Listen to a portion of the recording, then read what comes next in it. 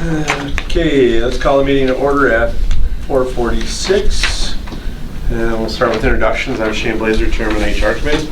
Joe Zerflu, Alderperson Committee Member. Deb Pagel, Interim HR Director. Sue Schill, City Attorney. Joe Terry, Director of Public Works. Joe Eichstead, City Engineer. Tom Rome, 4th District Alderman. Scott Kellogg, Alderperson. Bruce Schaff, Member of the Street Department. All right, thank you. Our first item is consider approval of proposed changes to longevity and personal time policies, procedures as a result of ASME Local 1075 DPW not recertified. Okay, this is from last month, and what was sent to you, the first page on longevity, if you just look at the total pay would be the last, this number. These are the 27 workers that are getting longevity and what they would get in longevity if that continued. That last column is their pay. And then next to that is information from the second part. And so this is the value of 2 personal days to each one of those people. Because right now, well, if they were treated as a non-union employee, they would get an additional 2 personal days and arguably would lose their longevity. So these are longevity payments that they would be getting, and then the value of the 2 personal days. And it's my understanding that you were considering that it might be in either or. They wouldn't keep getting longevity and get the personal days. So that's why there's those 2 numbers there. And then the other 3 next 2 sheets are basically everybody, the personal time cost for everybody that would be getting that, and that's a $22,000. That's if everyone got it, $22,000. And these are the amounts for everybody. The last column, you can see their department and how long, if everyone got an additional 16 hours of pay, that's what those would be. The L's are just simply referring to the people that are getting the longevity, so you can kind of compare, and that's why I just pulled the numbers onto the one sheet there.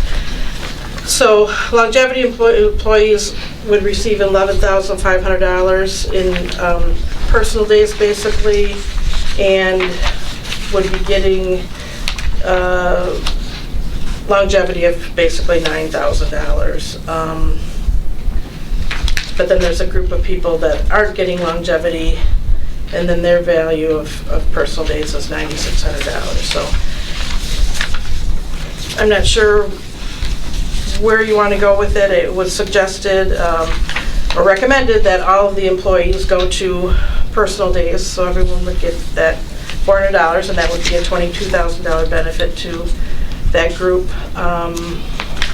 And then longevity would go away, but I know you had entertained some other thoughts on that, so here are kind of the numbers. Thanks for doing that, because that was my question. Where did everybody fall? And that's a lot of work to accumulate, to put that together, so thank you.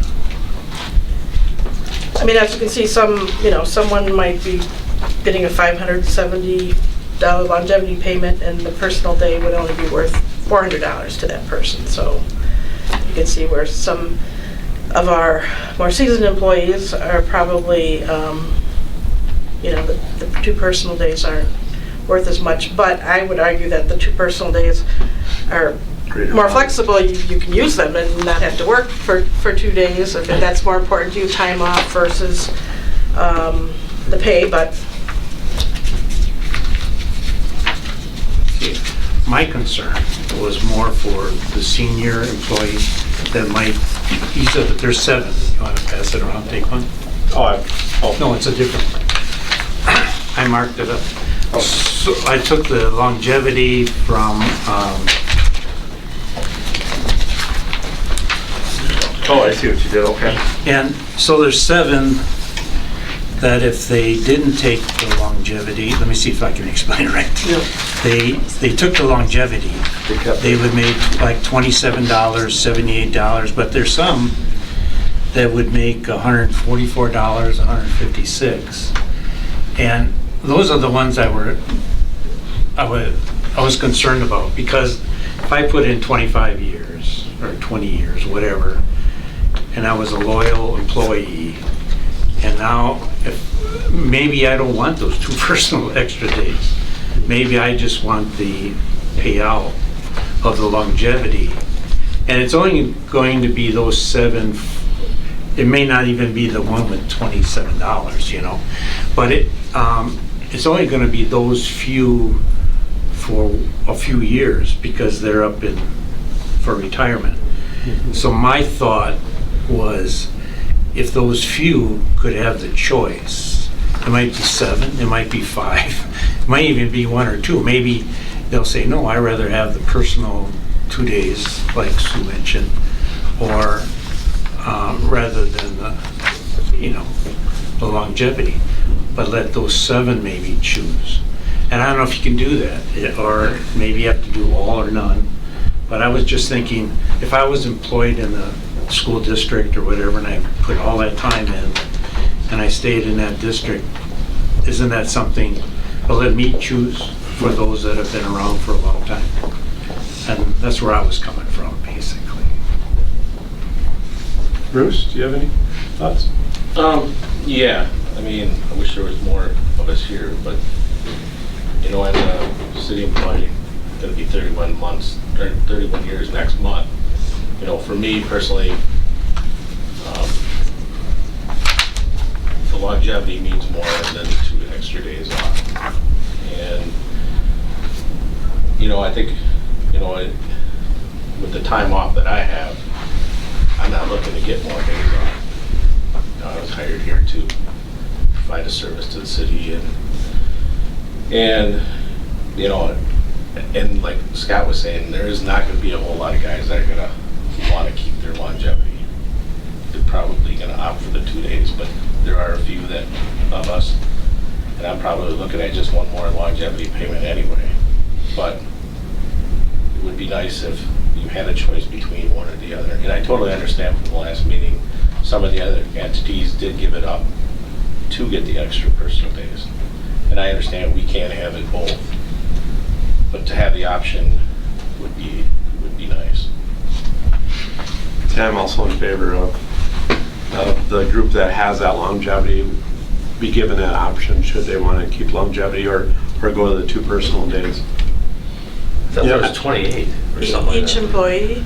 There's 27. The Would existing longevity people, not every employee, but the people with longevity, I would think most of them will probably take the 2 days, aside from I think so. the majority, or, you know, the few that. Way at the top. Right, but you're saying that everyone in that group would be able to choose one or the other. You're not saying, oh, the longevity, as a group, you're gonna say, you guys gotta choose what you want, and then you're all gonna get it. No, it was, my thought is, so there's because not the whole group has longevity. Right. So the ones that have longevity currently could choose one or the other.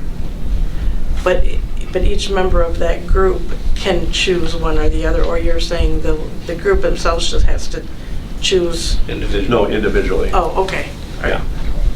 Yeah. And I'm thinking the ones that'll choose longevity would be those 7. Yeah, that's what I would think That would roughly. be at the highest, because if It'll you, phase out pretty quick then. yeah, the others, going back to what Sue said, would probably rather have 2 personal days. It's flexible and so forth, for their career in the city. I don't know, it just seems, I'm trying to think of the senior person, retired guys, since I just recently retired a few years ago. It's just like you like to think of that person in the system for a long time. That's all. Yeah, and the cost difference is nominal. Well, yeah, the cost totally, I added up that center column that I wrote in, it's only $702. Well, yeah, there's somebody that, I guess technically that has less value, I guess it doesn't matter, but, did you have anything? No? Joe?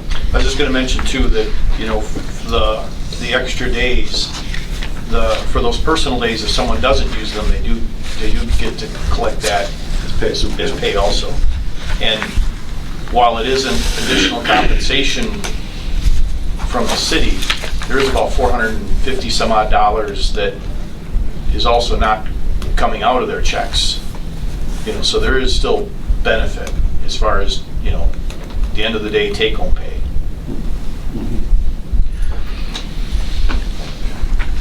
So I myself, I'd be willing to make a motion that we allow the existing employees that have longevity be given the option as individuals, whether or not they want to keep longevity or go to the 2 personal days.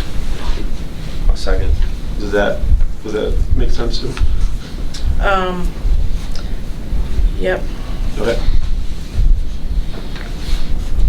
Anyone else have anything else? Questions, comments? So that would be, let's see, we're in March. Maybe they would have to decide by a certain time, and then it would really be for this whole, beginning this whole year then, kind of. Kind of retroactive back to Right. January 1. They'd either get the full 2 personal days or the The longevity. I think it's paid at the end of, is it at the end of the year that it's paid? It's the first payday in December. Okay. And what do you think by April 1st? Yeah, I mean, it goes to common council next week. And I would say maybe you have a default if they haven't notified HR that it's Automatically going good to about the 2 automatically personal be days. the personal days? Yep. Yeah. Okay. So we'll have to let them know after the council meeting which way you want to do it. Okay. And we can contact you, or, you know, make sure that we, Go through Joel, we can maybe arrange something. Okay. We can let them know too what the committee's recommendation is so that everybody's prepared To make a choice. to make a choice.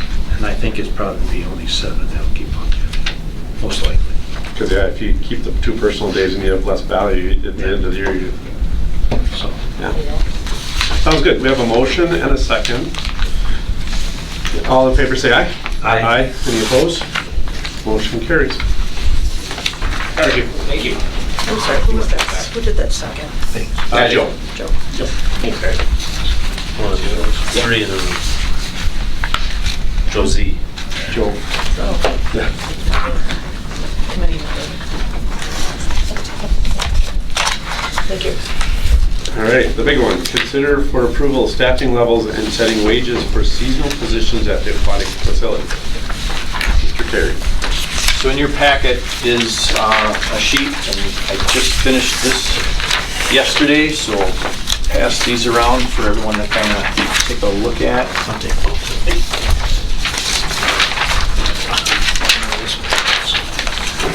So we took a look at, has everyone got one? So we took a look at what our staffing levels would be. Well, I guess I'll start with the pay rates. Took a look at what some of the other municipal facilities were paying in the area and came up with this recommendation so that we have some benefit for returning staff just because we have to retrain them. So we've got a range there, and that benefit is for staff. For example, if someone worked on the Public Works crew and decided that they were certified to be a lifeguard, they would not qualify for, you know, the extra compensation. It needs to be for, you know, the same job. So, you know, if you're a slide attendant and you're returning, you get the extra 50 cents the following year is what we're recommending. So the slide attendant is slide attendant, cashier, and concessions is what we're recommending is $9 an hour. If one of those folks happens to have a lifeguard certification, we're looking at an extra $1 an hour when they're performing those duties as a sub, basically. That's what I was going to ask, is if you needed a lifeguard to fill in for a slide attendant. Okay. Yeah. That would be, okay. That makes That, sense.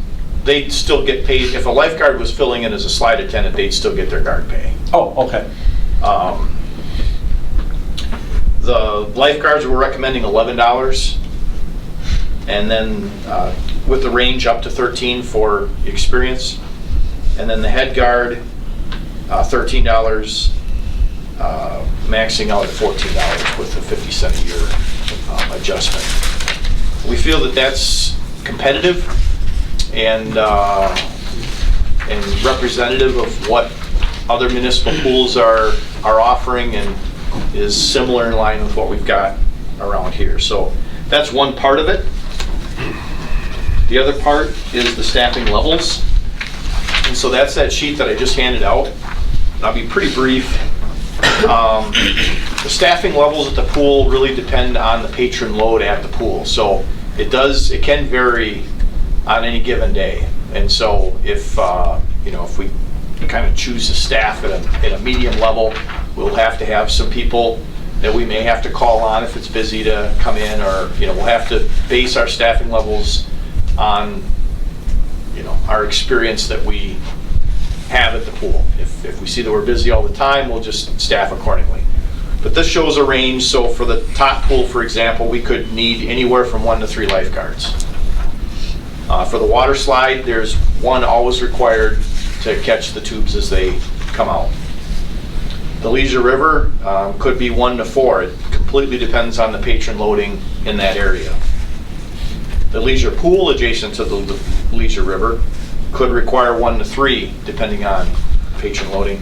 And the rec pool, 1 to 2.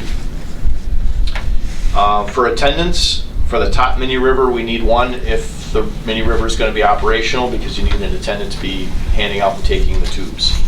Same thing for the Leisure River. We have 1 primary tube entrance. We need an attendant there. The water slides up on top, we need 1 attendant on top to let the patrons know when they can go. And we have 2 cashier stations. I'm sorry, we actually have 3 cashier stations, but we're only proposing 1 or 2 working at any given time. I don't think that the park window is going to be all that busy where we need to have a 3rd person working there. And the same with admissions. We have 2 counters for admissions, and we may need 1 or 2 admissions folks. Part of that depends on the rotation also. When the lifeguards work, it's recommended that a lifeguard not be at a station more than 30 minutes at a time, and that they change stations so that they're always observant and always fresh.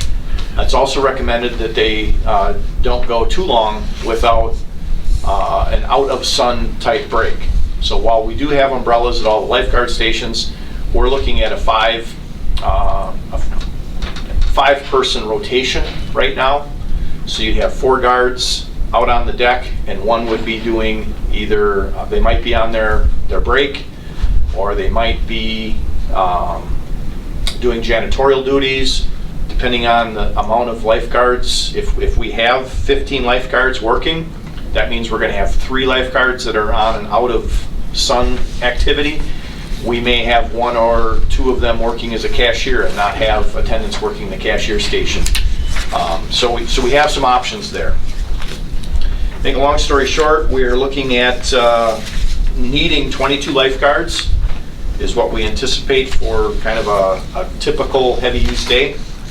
And we would request hiring 3 extra, so that we have 3 people that if someone couldn't work, we'd have 3 reserves on call, whatever, that they could come in. So a total of 25 guards. We need 2 head guards and 5 attendants, but with 2 extras, so 7 attendants total. We'd be open 57.5 hours a week. It is a lot. We really couldn't figure out a way to make it smaller, though, given the rotational needs there. I mean, and we also are trying to avoid. We had initially planned on doing, spending an hour or 2 doing some morning cleaning operations and things like that. We're going to try to work that into the regular day right away before the pool's busy. We won't need all those guards. We'll be doing some of our morning janitorial work, some of the floor sanitation, things like that. And then when those are on their off rotation 30-minute period, we'd continue doing those activities. So we wouldn't necessarily have, a couple hours beforehand or a couple hours after performing some of that work. A lot of that janitorial work will be done with staff during the day. So it is a big number. Yeah, I'm not concerned about my, oh wow, that's a lot of people. Mine's, oh wow, hopefully we can find enough people. Yes. I was thinking the same thing. You know, that was my only concern. We are going to be recruiting at the high school job fair, and we've got some notices out. We've got applications that we've already received, which is exciting. And we're looking at, we can have lifeguards that are as young as 15, but there are some restrictions as to how they can perform. And so we're going to look to use those staff members only at the top pool, or maybe fill in somewhere else if it's absolutely necessary. But that does open up the possibilities for us as well. So at least initially, I'm excited about the interest. Okay. Did you go through the list? Yeah. Okay. I have one suggestion is when a cashier attendance becomes a lifeguard, we said $1 per hour. I would suggest to be $2 per hour because they're going to be a lifeguard and we're paying lifeguards 11. The intention there is that it's probably a 15-year-old. The cashiers, we're not generally going to put someone that we hire as a lifeguard As a cashier. and assign them to be a cashier. So you're not going to assign them to be a lifeguard either. Cashiers are intended to be cashiers, and if they have, we're hiring them as a cashier. Right. If they have a lifeguard certification and they're willing to fill in, we'll put them out there. But again, what we're looking at there is that 15-year-old lifeguard Can only do the top pool. can only do the top pool. Okay. They're not worth the $11. They're worth the $10. I was just thinking if they do the service of a lifeguard, should they be paid $11, which would be a lifeguard? That's all. Right. And maybe what we need to do is get more clear and just say top pool lifeguard. So that's how we've advertised it. Yeah, and that's what we talked about, so that it's clear. It is clear. When we prepared this document, we hadn't, Sarah and I Right. hadn't talked yet, but if you look at the advertisement that we have out there, it's clear. You're applying to be a top You pool give a nice lifeguard. description of Right. what that job is. Yeah. I've seen it. Then you mentioned too, like the last one where they purchase their own swimsuit and so forth. Is that, just brainstorming, is that could be a problem because people may, you might have different looking swimsuit. You want a uniform or? So they're going to be required to wear their T-shirt, Yeah, and that will be uniform. okay. A lot of them will decide to wear shorts Mhm. over their swimsuit, and we're just requiring that it's red or blue. So we'll have a uniform look. The challenge that we've had previously, I've worked where we supply the suits. The problem is everybody's fit is so different, Yeah. and everyone, and some lifeguards have been lifeguards for a while, and they have a whole closet full of suits. They don't need one because of the fit and the sizing is varies so much between individuals, and because we're requiring the T-shirt That's uniform. right. Yeah. That it's expensive and it's administratively challenging sometimes to make sure that we have uniforms that are going to fit everybody. So that's why we're recommending that we're going to supply the T-shirts and a visor for the guards, attendants get the T-shirts. They need to supply their own suit and/or shorts. And what about hiring or the number of concessions admissions people? Is that something we're not prepared to make a decision on today? No, we are. Oh, okay. Yeah, so the need is one or two at any given time. Again, it depends on how we're staffing. But the hires, those are the tables at the bottom. I've got the hours per week and what I'm looking at for reserves. So we would need to hire 22 guards. I'm proposing 3 people that could fill in. as reserve, so I'm proposing 25 guards, 2 head guards, and 7 attendants. Okay.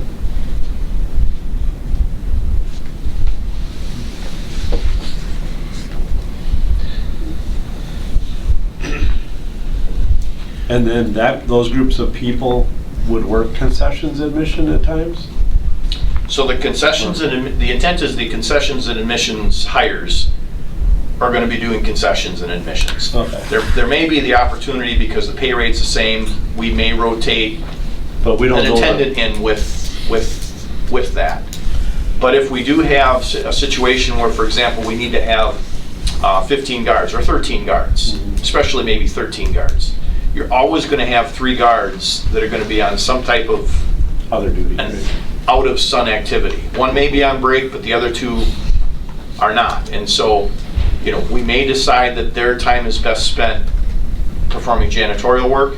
We may decide that their time is best spent working the counter. You know, and somebody's gonna be, you know, if there's 3, that's 3 all day long. I mean, it's a rotation, but you have 3 staff members then that would be available for other responsibilities all day long. There may be situations where we decide, you know, instead of paying the lifeguard and an attendant, we're gonna assign that lifeguard to that, and a cashier. We're gonna assign the lifeguard that's off duty as a lifeguard to that register for that half an hour and rotate those folks through. So you're not right now recommending we need to hire 12 concession stand people?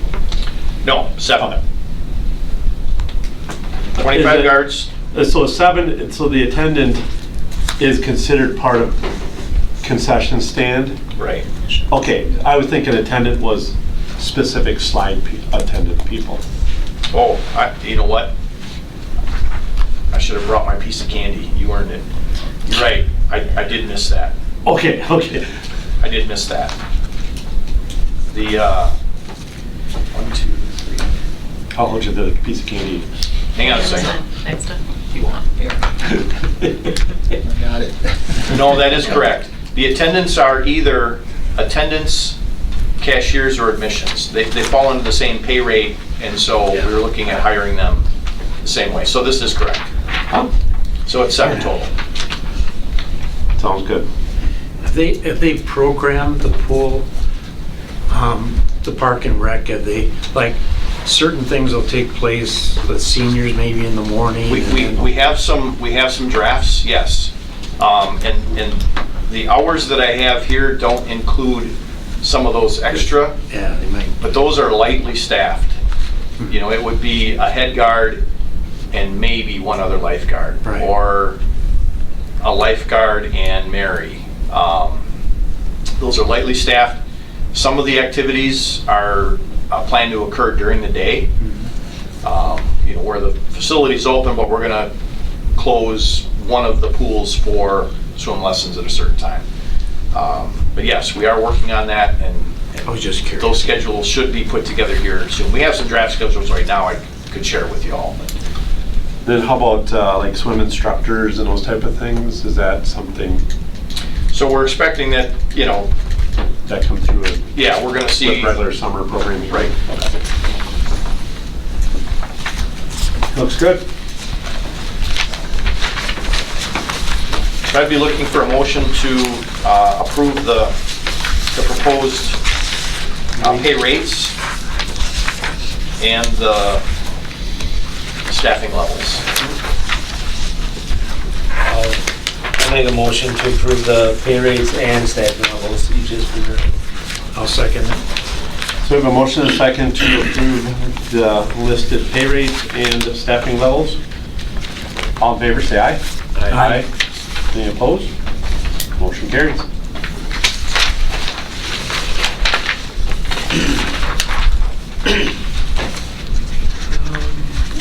Item number 4 is consider for approval an increase in the wastewater interim rate or intern rate from $12 per hour to $14 per hour. Jerry? Sure, so I think you have a good description in your packet of the city situation at the wastewater plant. Last couple of years, we've been challenged to find intern, kind of get in the bottom of the barrel. So Ryan did check around and see what other wastewater plants are paying, and we feel that we'd be competitive at that $14 an hour rate. The utility can afford it, and so that's our recommendation in order to get some A good quality. good quality and some choices so that we can select the staff that we're excited about. We also were looking to is, the McDonald's and some of the other things from a wage standpoint are more than $12 an hour, and that's a non-professional, non-skilled, so Yeah, that's what I was wondering, even if 14 might be low, low. But Well, the other benefit is it is practical job experience, They can and some use internships are no-pay internships. And so we feel that strikes a good balance. good. I'll make a motion to approve that then, to raise the intern rate from 12 to 14 hours per hour for wastewater. I'll second that. Okay, we have a motion and a second to approve the wage for an intern from $12 to $14. All in favor, say aye. Aye. Aye. Any opposed? Motion carries. Number 5, consider for approval proposals for recruitment services for hiring of a human resources director. Yes, it is. We talked to 3 firms that had, 2 of them had local presence, the other was out of Minneapolis. The firm out of Minneapolis probably offered a lot more services than what we really needed to pay for. So Management Recruiters and the Charles River Group were the 2 that we talked with. And we're bringing forward the Charles River Group. They stood out because all of the candidates, they go through the process of finding, they source the candidates, then they also will have a physical face-to-face interview with the candidates, wherever that might be. They don't pass that cost on to us. Their rate was 20% of the salary offered.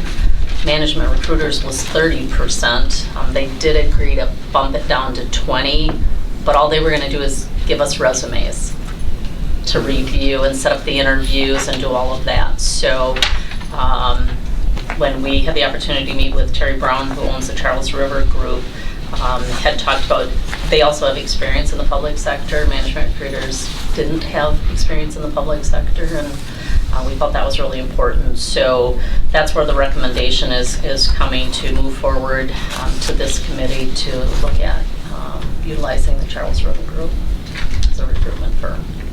And I would assume probably that 20% is probably sitting there in unused wages almost anyways, so. Yeah. I think this is the logical next step. The post and pray has not worked. Post and pray has not worked, and I think this is the next step that we need to look at, trying to fill that much needed position. Committee? I agree. I'll make a motion. I'm making motion for the Charles River Group as a recruiting services for hiring of the Human Resource Director. For the fees outlined in As their the proposal. piece identified. I can second that.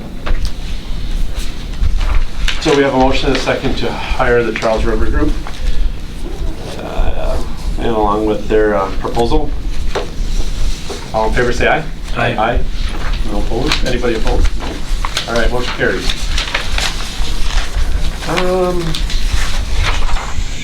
Consider for approval a revision to a multimedia coordinator job description requiring minimum qualifications.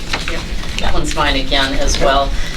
As I was looking through the listing, this position came up as an exempt level position, but as I read through it, it was really only requiring a high school diploma or equivalent, which concerns me of compliance for Fair Labor Standards to meet one of the criteria of professional. So I'm just looking at wording of a bachelor's degree. You can see what I've X'd out in the audiovisual production.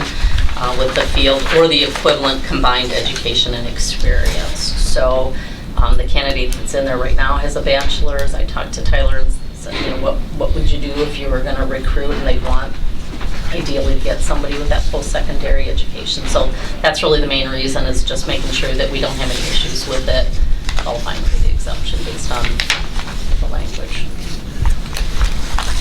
Ready? I'll make a motion that we approve the modification to the multimedia coordinator job description. A second. Anybody else have anything they want to add? So we have a motion and a second to approve the job description modification. All in favor say aye. Aye. Any opposed? Motion carries. Next item is considered for approval moving the street supervisor's position from grade 11 to grade 12 pay classification. I'll start out with that one and then Joe with questions. We attached both job descriptions. And again, if you go to look at what the qualifications are, the street supervisor qualifications are actually stronger than the Parks and Rec supervisor. We're requiring an associate degree and some experience. And if you look at the Parks and Building supervisor, we again get back to that high school education or equivalent. So that's one of the reasons. Another reason is we've got a lot of compression with the longer term individuals, so we've had trouble recruiting. This would allow us to put that up there just a little bit further to eliminate that issue with the compression. I couldn't find any logic in historical of why the two were in separate grades.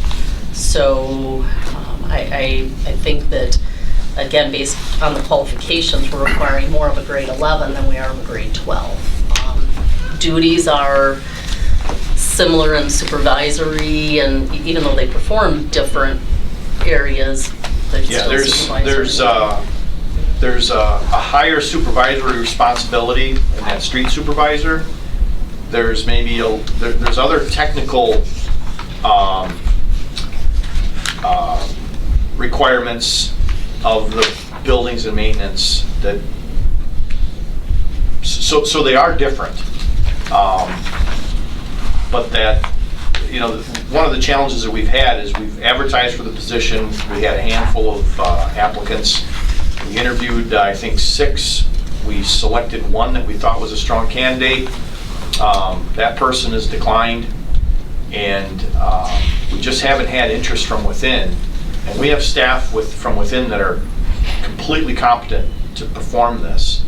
It's just that their pay and overtime puts them at a position where it's not worth the stress and headache of the supervisory responsibilities, and so we're not getting that interest. Yeah, there's a lot of compression. And again, I would go back just looking at the qualification side of it. There's really nothing that says they should be separated out. And I certainly don't think that the Parks position should be less of a grade.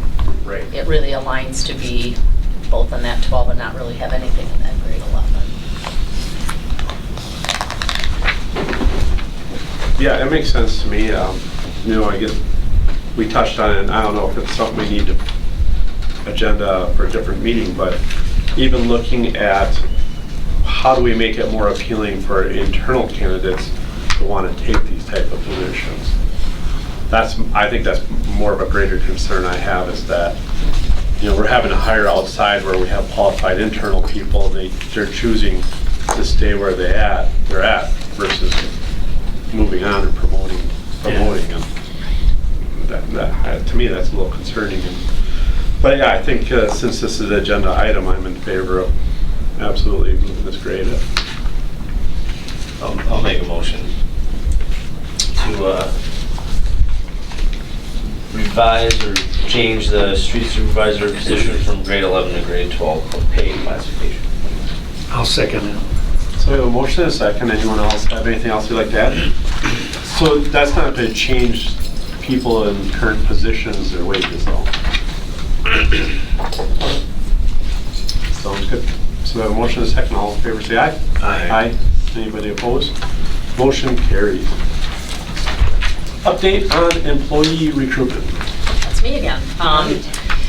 We are moved forward pretty quickly in getting all of the summer positions posted.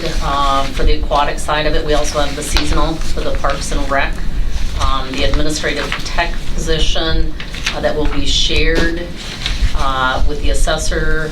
We have 6 candidates that we are going to be interviewing. We delayed a little bit for Kyle to start, so he can be part of those.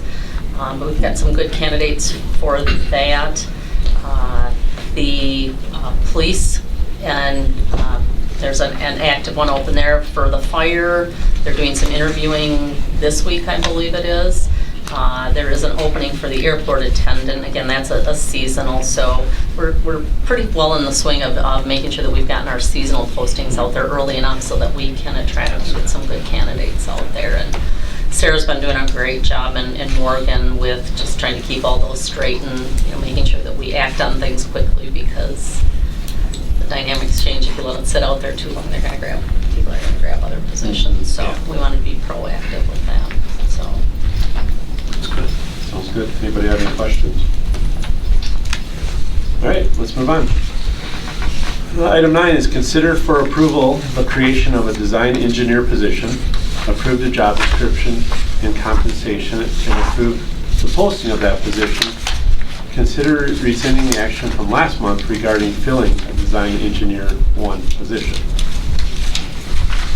Want me to talk to it initially, or Joe, you want to talk to it? Yeah, if you wouldn't mind, just a little bit of background with the, I guess, rescinding level 1 to Right. 0. When we took a look at it, the design engineer and really consolidating in the 2 intern types of positions, the positions that we had there, I really posed, do we need a person with 5 years of experience, or we're really looking for someone who's come out of school and had exposure to that, and that's really where we looked at it and said, creating a design, which is entry level, design engineer. That design 1 has 5 years of experience, and the design 2 has leadership. So the design 2 is an incumbent position. There will always only be 1 person. That ultimately we could have 2 people and a design engineer 1, but our primary focus is really to fill it at the design engineer level. That's what the group feels that they need. We don't really need another 5-year person in there, so ideally that's what we would recruit for. If that person stayed with the city for 5 years, they could potentially move into a design 1.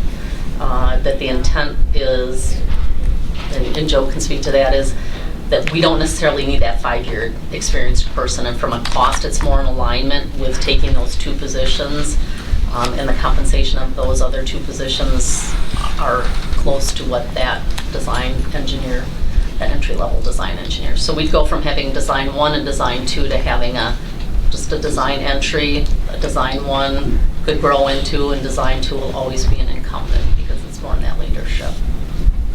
So as far as our initial request last month, nothing's really changed. It's still an entry-level position. That's what we were going into. It's just the design engineer 1 job description and existing position that was vacant wasn't really the best fit for it. So is this a wash now, kind of, between the 2? Taking the seasonals and going to a design versus a design 1? Right, so taking the seasonals, also taking into account that Contract. that the work that they're doing for the utilities also is paid for by the utilities. So that it's not if you looked at it, you gotta look at it with the right lens. Right. So, and additionally, because we have had to consult to have some of our projects designed, our regular street projects to stay on time so that we can keep these projects moving.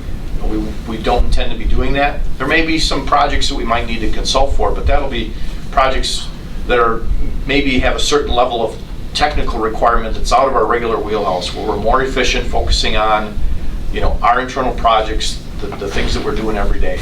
So I expect that this is going to result in a cost savings to the city overall. And so I fully recommend the move. And what was the salary difference between the design and design one? 10,000 at the midpoint, so it was, we're looking at about $15,000 less by coming in at a more entry level. In the pay grade 10, that still falls within, I think, what we were Right. looking at. The 50. Yep, and that's in here, your pay grade 10 starts at a 58.5, where the other, Yeah, that's the range that we proposed to you, and it was when we really started to get into the details, it's like, well, I started what we were asking some looking for and questions. what we were proposing wasn't necessarily consistent with the job description that we had. And so Deb helped us really redefine that and get that corrected.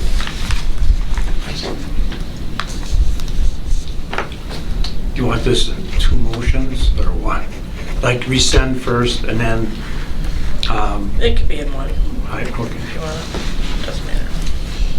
I only have so much room here. Yeah, I'll make a motion to consider rescinding action from last month regarding the filling of a design engineer 1 position and creating a design engineer position. Is that right?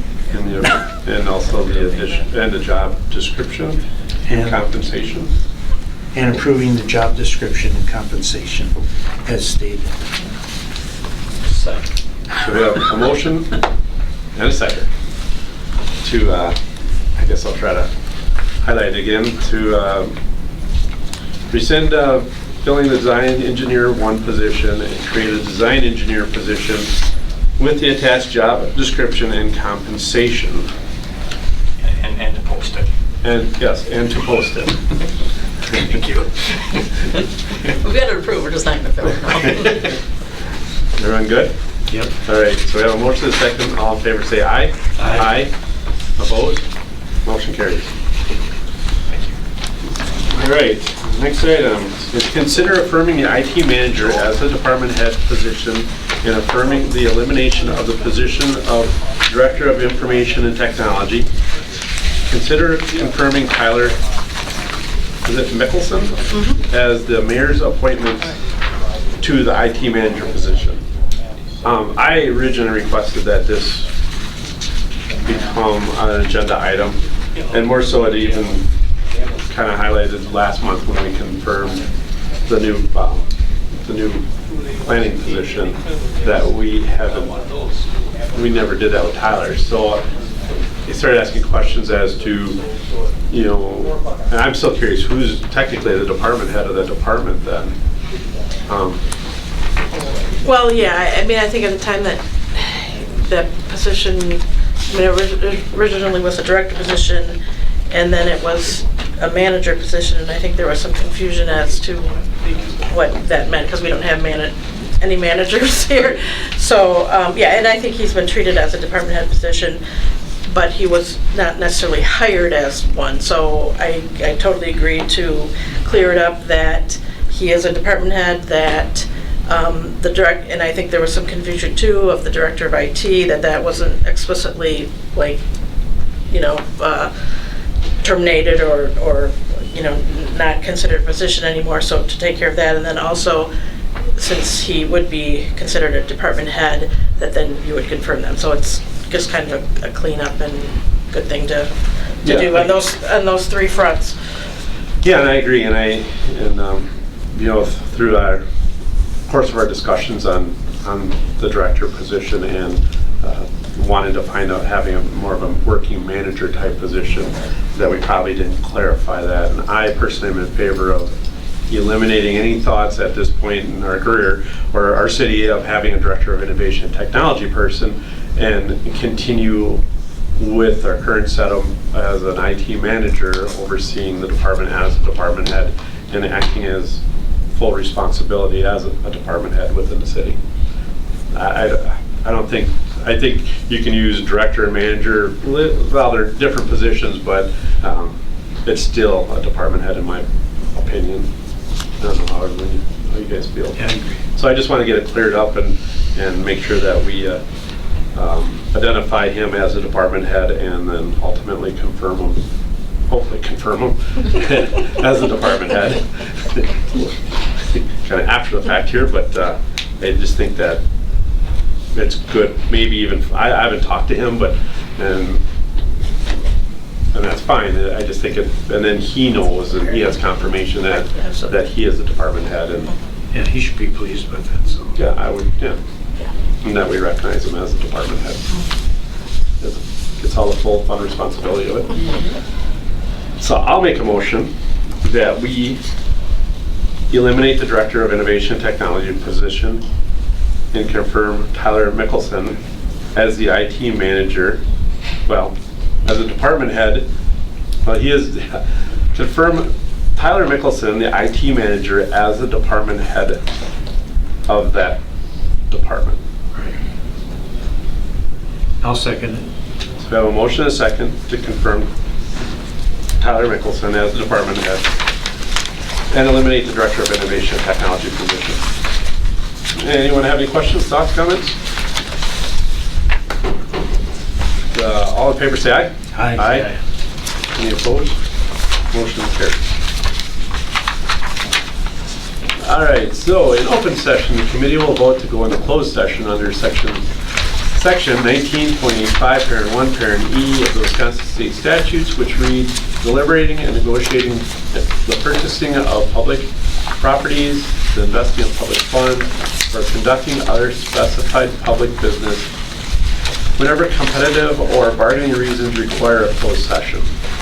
In closed session, the committee will receive an update and discuss strategies regarding negotiations and possible interest arbitration with the International Association of Firefighters, Local 425.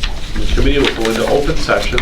The committee may discuss and take action on proposals, proposed offers, or tentative agreements with the International Association of Firefighters, Local 425.